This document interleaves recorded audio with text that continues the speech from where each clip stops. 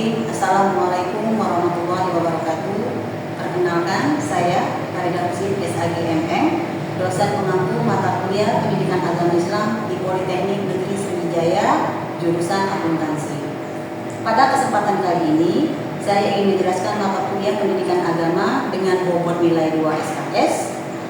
Karena banyak jurusan yang ada di Politeknik Negeri Sriwijaya menjadikan mata kuliah agama itu diberikan pada semester 1 dan semester 2. Selanjutnya, saya akan menjelaskan RPS mata kuliah agama yang terdiri dari 11 materi yang akan dipelajari selama proses pembelajaran, yaitu di pertemuan pertama itu adalah bagaimana kenapa agama itu harus diajarkan di perguruan tinggi. Yang kedua, kita akan mempelajari tentang bagaimana manusia bertuhan. Yang di materi selanjutnya yang ketiga, pertemuan ketiga itu adalah agama menjadi kebahagiaan, dan materi keempat adalah integritas iman, Islam dan ihsan dalam membentuk insan kamil. Selanjutnya materinya adalah paradigma Al-Quran, dan dilanjutkan lagi dengan materi bagaimana membumikan Islam di Indonesia, dan dilanjutkan lagi dengan Islam membangun persatuan dalam keberagaman. Dan materi selanjutnya adalah Islam menghadapi tantangan modern dan kontribusi Islam dalam peradaban dunia. Selanjutnya di materi ke-10 dan ke-11 peran dan fungsi masjid kampus. Dan di materi yang terakhir itu adalah kita akan berbicara tentang zakat dan pajak dalam pandangan Islam. Dalam video berikut, selanjutnya saya akan memperlihatkan bagaimana proses pembelajaran di dalam kelas. Terima kasih.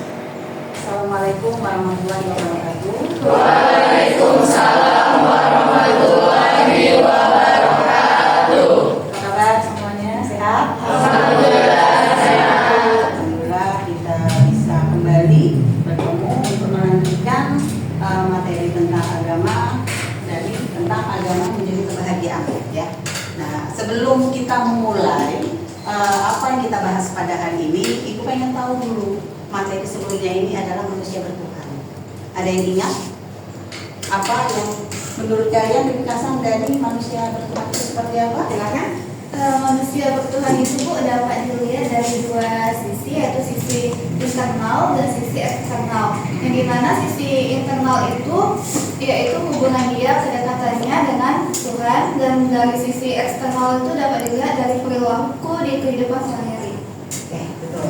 Jadi artinya kalau menurut versi Islam, manusia bertuhan itu tidak hanya sekedar beriman saja, tapi dia akan terlihat baik itu secara intern maupun secara ekstern. Kalau secara internnya artinya bagaimana dia mengisi keimanannya itu sendiri, sementara kalau secara eksternnya bagaimana dia berperilaku dengan lingkungan dan sekitarnya. Oke, hari ini kita akan melanjutkan dengan agama menjadi kebahagiaan. Menurut kalian, bisa nggak bahagia itu, agama itu bisa menjamin kebahagiaan? Kenapa? Apa alasannya? Semuanya lagi bahagia? Ya. Oke. Bahagia semuanya? Kenapa kalian bahagia? Ini ya. Di sini bagaimana definisi bahagia? Menurut kalian bahagia itu apa? Senang. Apa lagi? Damai. Damai. Apa lagi? Katanya lagi bahagia semua. Hah? Definisi bahagia, pentingnya bahagia dalam kehidupan manusia, agama sebagai sumber kebahagiaan. Nah, ini arti poinnya sekarang ini. Kalau kita berbicara masalah bahagia, artinya itu berhubungan dengan suasana hati. Ya kan? Kalau hati kita lagi bagus, keluarannya juga bagus. Tapi kalau hati kita lagi bad mood, bahasa kalian itu, maka yang muncul juga bad mood. Wajahnya cemerut, bawaannya emosian, mau marah terus, itu efek kamu tidak bahagia. Nah, kalau kita kembalikan dengan kunci awal tadi, agama menjadi kebahagiaan, berarti bahagia itu berhubungan dengan suasana hati. Kalau itu berhubungan dengan bahagia. Nah, sekarang yang akan kita kupas, bahagia ini adalah bahagia seperti apa sih yang diberikan agama, sehingga kita bisa membedakan bahagia yang katakanlah yang mungkin menurut mindset kita, ataupun bahagia yang diinginkan dalam suatu agama tersebut. Ya. Konsep bahagia dalam agama. Bahagia dalam agama.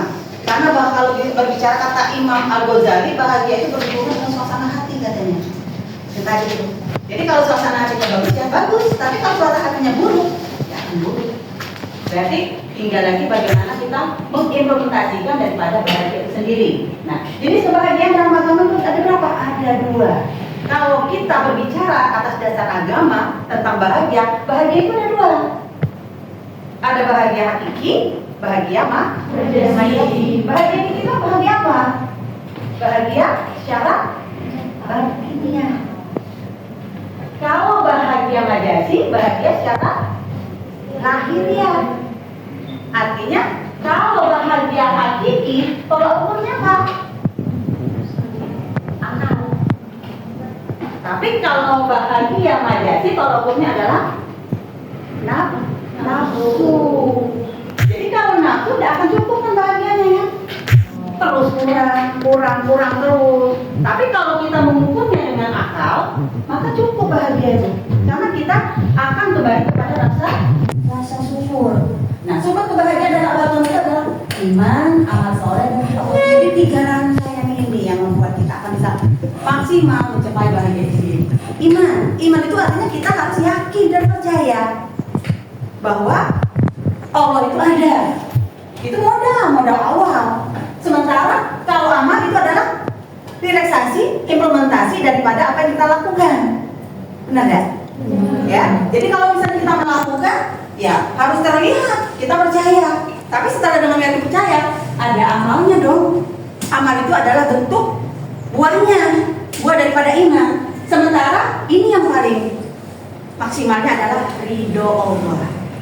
Nah, ridho Allah itu akan mengunci rasa bahagia tadi dengan maksimal. Jadi iman dulu, setelah iman itu nanti akan dengan amalnya, setelah amal akan muncul ridho Allah. Nah, kalau 3 ini dirangkai jadi satu, luar biasa, maka kita akan mencapai apa yang diinginkan seperti yang judul awal, agama menjamin kebahagiaan. Bisa dipahami? Bisa. Lanjut ya. Nah, cara mencapai kebahagiaan dalam agama. Nah, itu meningkatkan iman dan takwa. Bukan temanmu yang bernama Iman. Nanti kamu nggak tahu, Bu, teman saya Iman tuh. Apakah saya harus mendekati? Kan enggak perlu. Artinya iman itu apa yang berhubungan dengan iman? Artinya ada kaitannya dengan rukun iman. Ya kan? Takwa itu relaksasi katakanlah keseluruhan daripada iman tadi. Kalau takwa itu sudah lebih tinggi tingkatannya daripada iman. Meletakkan, lakukan amal soleh. Nah, ini ada sedikit ya, info ya. Melakukan amal soleh dan berbuat baik. Ya, artinya amal tadi. Berarti kan tadi kan iman, amal, ridho Allah kan? Ya. Yang ketiga, berzikir dan berdoa kepada Allah. Berzikir maknanya bukan harus kita duduk di sejadah dengan memakai sorban, pakai tasbih. Mana daripada berzikir itu adalah ingat. Ingat itu tujuannya apa? Dengan 3 rangkaian tadi, supaya kita mendapatkan ridho Allah. Yang keempat, mengembangkan sikap sabar dan syukur. Ini yang paling sulit. Nah, Masya Allah, ya kan? Mengembangkan sikap sabar. Karena kalau sudah berhubungan dengan sabar, ada kaitannya dengan amal tadi, ya kan? Pada saat terjadi di dalam kondisi banyak yang kita temukan. Maka artinya kuncinya sikap sabar dan syukur ini adalah bagaimana kita menerima. Sehingga apa? Dengan sabar dan katakanlah dengan syukur, maka poin ketiga dari ridho Allahnya dapat. Ya, jadi iman tadi kan. Selanjutnya dibuat tadi apa? Amal dengan perbuatan. Yang ketiganya dengan ridho Allah. Bisa dipahami? Bisa. Oke, kita lanjut ya. Nah, manfaat kebahagiaan dalam agama. Kalau kita berbicara manfaat, berarti sudah berbicara masalah faedah ini ya. Ya kan? Nah, kalau misalnya kita tidak bicara masalah agama, kita bicaranya masalah ketenangan saja. Kalau dalam kondisi kita tenang, enjoy kita, nyaman. Kalau lagi tenang, kalau lagi bahagia, minimal kan kita tenang ya. Tidak ada masalah, tidak ada yang mau dipikirin. Kenapa? Karena kita memang lagi senang. Itu ketenangan hati dan jiwa. Dan itu bisa dirasakan bagi mereka yang memiliki keimanan tadi. Tapi kalau dia menyampingkan, maka dia akan mengukurnya dengan yang nafsu tadi, yang majasi tadi. Yang kita bicarakan adalah hakiki ya sekarang ini. Yang kedua kebahagiaan dunia dan akhirat. Ya, dunia akhirat. Kenapa dunia? Dunia ini harus jalani nak. Tidak mungkin kita ini hanya mikirkan akhirat. Kita hidup di dunia, nanti dulu akhirat. Tapi bukan berarti akhirat tidak disiapkan. Kenapa Allah itu memberikan waktu 24 jam? Ada masanya kita memikirkan dunia, ada masanya kita juga memikirkan akhirat. Harus seimbang. Kalau kita hanya memikirkan dunia saja, artinya apa bekal kita nanti di akhirat? Kalau orang beriman. Tapi bagi mereka yang menolak tentang katakanlah hal ini dengan kebahagiaan dan mengukurnya dengan majasi, mereka akan berpikir bahagia itu yang dikejarnya sekarang. Sekarang bagi mereka yang beriman, kita mengejarnya dua. Memang kita mengejar dunia, tapi dengan mengejar dunia kebahagiaan tadi juga ada implementasinya, tabungan juga di akhirat. Jadi dua dapatnya, bukan hanya satu. Kalau hanya satu, kepuasan batin, kepuasan semata, kepuasan hanya secara duniawinya saja. Oh, saya bisa bahagia, bisa puas kalau dapat baju baru. Oh, saya akan puas dan bahagia kalau dapat nilai yang tertinggi. Itu mengukurnya apa? Nafsu. Karena duniawi. Jadi kalau kita mengukurnya dengan akhirat, maka kita berpikirnya beda, bertindaknya beda, sehingga kita tidak bertindak menyalahkan takdir. Tapi kalau kita katakanlah mengatakan bahwa itu adalah sesuatu yang mengukurnya dengan nafsu, maka pada waktu tidak sesuai dengan mindset kita, mindset berpikir kita, maka kita akan menyalahkan yang punya dunia. Oh, saya sudah sholat, saya sudah ibadah, saya sudah sedekah, kenapa saya masih seperti ini? Oh, yang dikatakan Bu Farida itu bohong. Kenapa? Karena dia mengukurnya hanya semata-mata duniawi. Paham? Yang tadinya meningkatkan kualitas hidup dan hubungan dengan orang lain. Nah, ini yang penting. Artinya silaturahmi itu penting. Kalau kita dalam kondisi bahagia, dalam suasana yang baik, maka feedback balik kita dengan interaksi kita dengan yang lain juga akan baik. Kenapa? Dia akan berpengaruh. Aura yang ada dalam diri kita itu akan terserap. Tapi kalau kita hanya sekedar diam, ya, sekedar katakanlah hanya berpikirnya negatif saja, maka tidak dapat ini hidup dengan hubungan dengan orang lain. Kenapa? Karena kita curiga terus, berpikirnya negatif terus, ya kan? Karena yang bisa memberikan aura positif itu ya kita dulu. Sama seperti katakanlah kalau kita ingin mengubah suatu perubahan, ya jangan berharap orang lain berubah kalau kita sendiri tidak berubah, ya kan? Kita juga dulu yang berubah. Kita memberikan contoh, baru bisa terjadinya perubahan. Oke, lanjut. Kesimpulannya, agama menjamin kebahagiaan bagi mereka yang beriman dan beramal saleh. Selanjutnya, kebahagiaan dalam agama tidak hanya terbatas pada kehidupan duniawi, tapi mencakup juga kebahagiaan di akhirat. Ya, jadi dengan katakanlah dengan materi tadi, sekarang kita bisa mengukur, kita bisa memilahkan, kita bisa mengejar tiga tadi: iman, amal, dan Allah, supaya bisa maksimal bahagianya. Kalau tiga-tiga ini kamu rangkai jadi satu, insya Allah bahagia itu akan permanen. Sekarang silahkan, mungkin dari materi yang sudah Ibu sampaikan, ada yang ingin ditanyakan? Silahkan. Saya Naswa, Bu, izin bertanya, bagaimana bahagia bagi mereka yang tidak memiliki agama? Apakah sama atau berbeda dengan orang yang beragama Islam? Oke, orang yang beragama dengan orang yang tidak beragama. Berarti ateis dengan teis. Nah, kalau ateis kan tidak beragama nih. Kalau teis ya yang beragama. Nah, kalau yang teis dari kita bahas tadi, benar ya? Artinya dia hakiki dan majasinya harus imbang. Kalau yang ateis, apakah dia bahagia? Hanya sebatas apa? Majasi, luas saja. Jadi dia bahagianya ya terpenuhi. Makanya orang-orang ateis itu dia menemukan kenapa? Hartanya, tahtanya, kedudukannya. Pada saat ini tidak terpenuhi lagi, dia ngedrop. Kenapa? Ya, tidak ada lagi sesuatu yang bisa membuat dia bahagia. Hartanya habis, tahtanya hilang, ya kan? Kedudukannya juga tidak ada. Ya apalagi tujuan untuk hidup? Makanya orang-orang ateis itu beranggapan harus dikejar dengan urusan yang real dan nyata. Tapi kalau mereka yang teis, ya tidak semata-mata yang real dan nyata ini ada sesuatu yang ketenangan tadi. Yang kata ibu tadi dalam sebuah keluarga, tidak mesti anak itu hanya dijejali dengan finansial, tapi ada bentuk lain sebagai bentuk sentuhan tadi, sebagai katakanlah perhatian, apa yang dia butuhkan. Nah itu yang ingin diperlukan. Bisa? Pahami? Ada lagi yang mau tanyakan? Ya. Jika agama, tadi kan kesimpulannya agama menjamin kebahagiaan. Jika agama menjamin kebahagiaan, tapi mengapa masih banyak orang Islam yang murtad dengan alasan dia tidak menemukan kebahagiaan? Oh, kenapa? Umat Islam itu sendiri banyak yang murtad. Berarti bermasalah di mana ayat 3 tadi? Iman. Kan tadi kan iman, amal, ridha Allah kan? Berarti yang kaca di mana? Yang imannya. Kenapa imannya? Imannya hanya sebatas di lisan. Kalau dia sebatas di lisan, berarti dia tidak muncul di hati, tidak muncul dalam dia perilaku. Ya kan? Kalau dia tidak muncul dalam perilaku, ya udah. Berarti dia terombang-ambing, nggak punya gambaran, nggak punya pegangan.